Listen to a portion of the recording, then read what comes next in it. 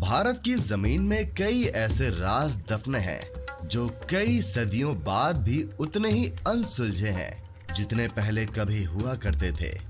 ये रहस्य कुछ ऐसे हैं जिन्हें जितना सुलझाने की कोशिश की जाती है ये उतना ही उलझते चले जाते हैं।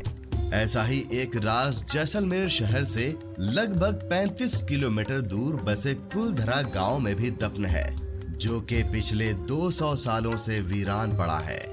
तो आइए आज मैं आपको लेकर चलता हूँ भारत की सबसे भूतिया जगहों में से एक माने जाने वाले कुलधरा गांव में, जिसको रातों रात 5000 लोग हमेशा के लिए छोड़कर चले गए थे।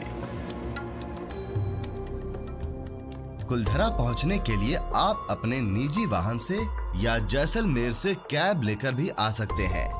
बताया जाता है कि कई 100 सालों पहले पालीवाल ब्राह्मण समाज के लोग जैसलमेर में बस गए थे और फिर उन्होंने सरस्वती नदी के किनारे इस कुलधरा गांव को बसाया था। एक ब्राह्मण कधान ने सबसे पहले इस जगह पर अपना घर बनाया था और साथ में एक तालाब भी खोदा था, जिसका नाम उसने उधनसर रखा था।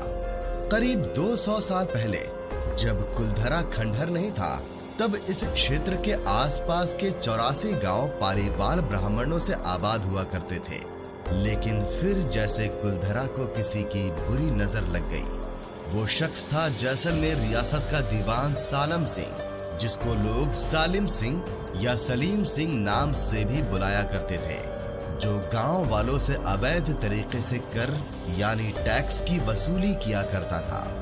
अय्याश सालम सिंह की गंदी नजर गांव के मुखिया की खूबसूरत लड़की पर पड़ गई थी और वो उस लड़की के पीछे इस कदर पागल था कि बस किसी भी तरह से उसे पा लेना चाहता था।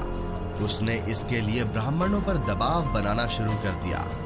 हद तो तब हो गई कि जब सत्ता के मद में चूर उस दीवान ने लड़की के घर संदेश भिजवाया कि अगर अगले पूर्णमासी तक उसे लड़की नहीं मिली तो वो लड़की को उठा ले जाएगा और गांव में कत्लेआम मचा देगा।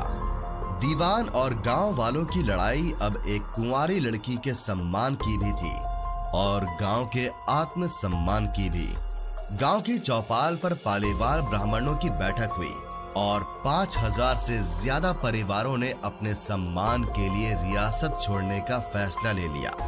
कहा जाता है कि निर्णय लेने के लिए सभी 84 गांव वाले एक मंदिर पर इकट्ठा हो गए और पंचायतों ने फैसला किया कि कुछ भी हो जाए अपनी लड़की उस दीवान को नहीं देंगे।